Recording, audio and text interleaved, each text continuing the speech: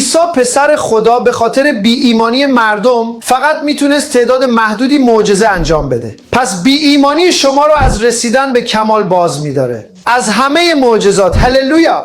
و حتی یه زمانی بود که شاگردان رفتن و سعی کردن دیوی رو بیرون کنن اما نتونستن. اونا برگشتن پیش عیسی و گفتن عیسی چرا ما نتونستیم بیرونش کنیم؟ اون گفت به خاطر بی ایمانیتون. اون به بی ایمانی اشاره میکنه. هر بار که یکی از شاگردان رو سرزنش میکرد میگفت چرا میترسید؟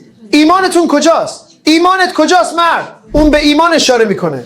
چرا گریه میکنی؟ من تو قایق خوابیدم، تو داری گریه میکنی هن؟ ایمانت کجاست؟ اولین موقعیت باخت بی ایمانیه. باید تو موقعیت ایمان قرار بگیری. باید تو موقعیتی قرار بگیری که به خدا ایمان داشته باشی. میتونی مثل موسی اونجا باشی. دریا، ارتش، حالا چی؟ میری اونجا. خداوندا نه موسی قدم بردار. و همینطور که قدم برمیداری منم اونجا باهات هستم.